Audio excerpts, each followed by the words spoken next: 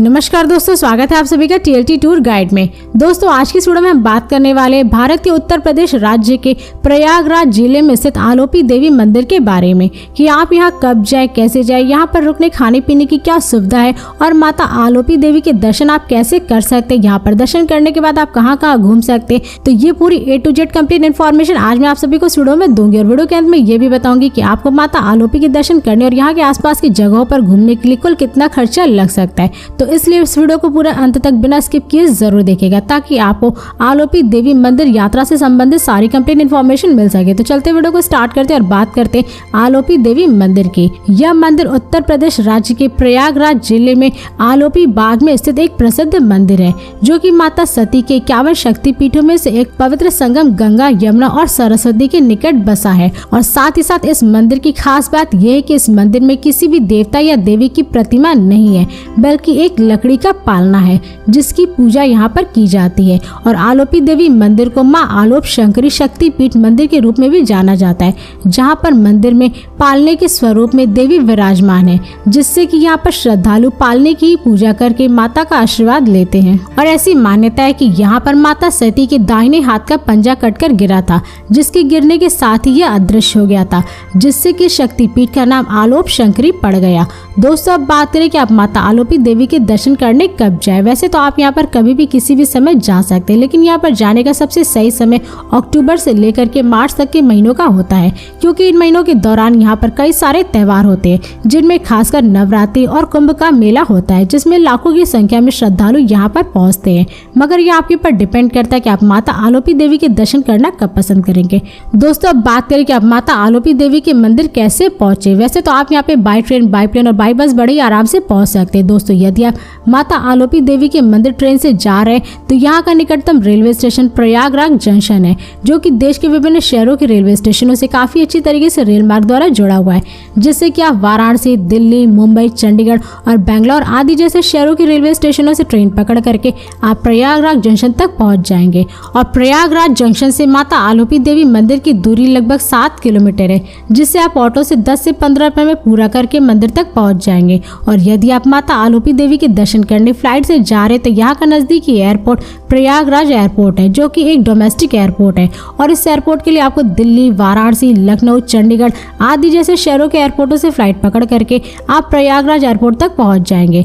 और इस एयरपोर्ट से माता आलोपी देवी मंदिर की दूरी लगभग 19 किलोमीटर है, जिससे आप बाई बस या रिजर्व टैक्सी से पूरा करके मंदिर तक पहुंच सकते हैं। और अगर आप प्रयागराज एयरपोर्ट के बाहर से आलोपी देवी मंदिर के लिए बस लेते तो उसका चार्ज लगभग 40 से 50 रुपए पर पर्सन होता है।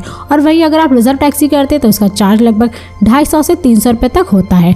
और दोस्तों यदि आप आलोपी देवी मंदिर बस से जाना चाहते तो आपको इस मंदिर के लिए डायरेक्ट बस प्रयागराज, मिर्जापुर, वाराणसी और दिल्ली आदि जैसे शहरों से बसें मिल जाएंगी, जिनसे कि आप इन शहरों से बस पकड़ करके डायरेक्ट आलोपी देवी मंदिर तक पहुंच जाएंगे। और इसी के साथ ही अगर आप आलोपी देवी के दर्शन करने अपने निजी वाहन, कार या बाइक से जाना चाहते तो आप यहाँ पर बड़ी आराम से पहुंच सकते हैं, क्योंकि प्रयागराज की सड़कें देश के विभिन्न शहरों से काफी अच्छी तरीके से जुड़े हुए हैं, जिनके जरिए आप यहाँ पर बड़ी आराम से अपनी निजी वाहन द्वारा पहुंच सकते हैं।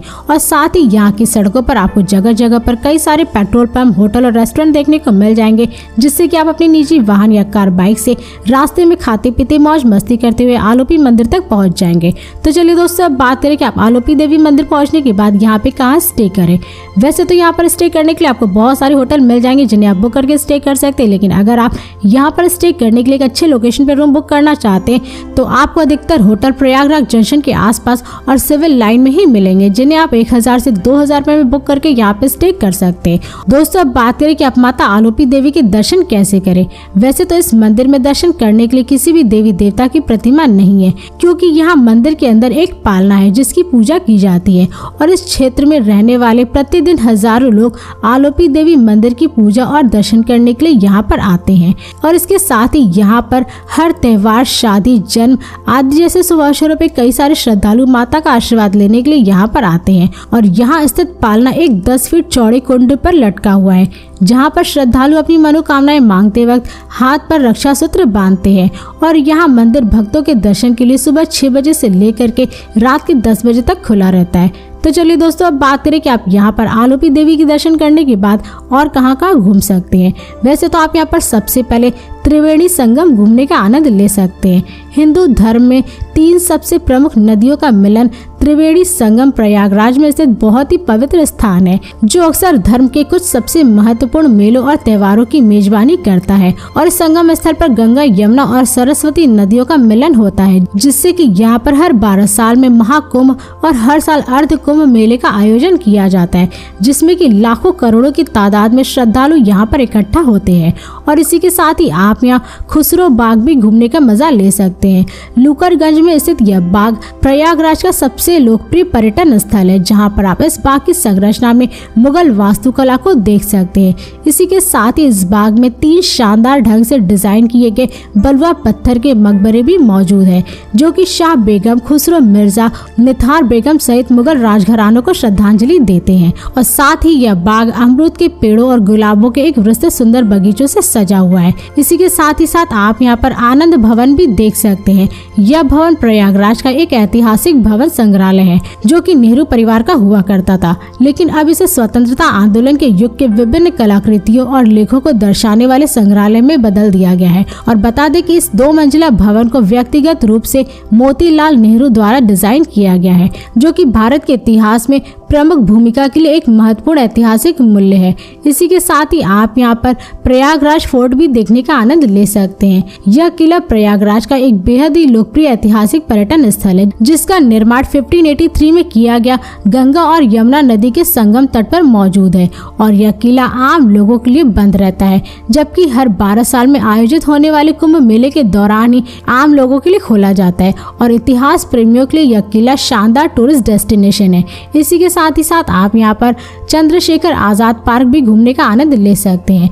यह पार्क प्रयागराज का काफी लोकप्रिय और प्रसिद्ध पार्क है, क्योंकि यह वह स्थान है जहां पर क्रांतिकारी चंद्रशेखर आजाद ने अंग्रेजों के सामने आत्मसमर्पण नहीं करते हुए अपने आप को गोली मार ली थी। और लगभग 36 एकड़ के भू विशाल भाग में फैला इस गार्डन में आप यहाँ मौजूद लेक में बोटिंग का भी मजा ले सकते हैं। और इसी के साथ ही साथ आप यहाँ पर बड़े हनुमान जी के भी दर्शन कर सकते हैं। त्रिवेणी संगम घाट पर स्थित यह मंदिर हनुमान जी को समर्पित है, जहां पर हनुमान जी के दर्शन करने के लिए बहुत सारे श्रद्धालु यहां पर आते हैं। और भगवान हनुमान जी की प्रतिमा देखने में बेहद ही आकर्षक लगती है, जिससे कि यह मंदिर धार्मिक में आस्था रखने वाले लोगों के लिए बहुत ही खास है। दोस्तों, और भी ऐसी कई सारी जगह है प्रयागराज में जहाँ पर आप सभी घूमने का भरपूर आनंद ले सकते हैं, जैसे अकबर फोर्ट, नाग बासुकी मंदिर, प्रयागराज म्यूजियम, नैनी ब्रिज आदि जैसे प्रयागराज में घूमने की जगह है जहाँ पर आप सभी जा सकते हैं। दोस्तों, अब बात करें कि आपको माता आलोपी देवी के मंदिर के दर्शन करने और यहाँ के आसपास की जगहों को घूमने में कुल कितना खर्चा लग सकता है। वैसे तो अगर आप यहाँ पर घूमने और दर्शन करने के लिए 2 डे 1 नाइट का ट्रिप प्लान करते हैं तो इसमें आपको कुल खर्चा लगभग 5000 रुपए पर पर्सन लग सकता है। मगर ये सारे खर्चे आपके ऊपर ही डिपेंड करते हैं, क्योंकि आप यहाँ पर क्या क्या खरीदेंगे, कहाँ कहाँ घूमेंगे। और प्रयागराज में स्थित माता आलोपी देवी के दर्शन करने आप किस राज्य और शहर से जा रहे हैं, और साथ ही साथ यहाँ पर स्टे करने के लिए आप किस टाइप का होटल बुक करते हैं, तो ये सारे खर्चे आपके ऊपर ही डिपेंड करते हैं। तो दोस्तों, इस वीडियो को यहीं पर समाप्त करते हैं। और यदि ये वीडियो आप सभी को पसंद आई तो इस वीडियो को लाइक करें और चैनल को सब्सक्राइब जरूर करें। इसके साथ ही बेल आइकन जरूर दबाएं, ताकि ऐसी मेरी नई नई वीडियोस आपके पास सबसे पहले पहुंचे। तो फिर मिलते हैं नेक्स्ट वीडियो में। धन्यवाद।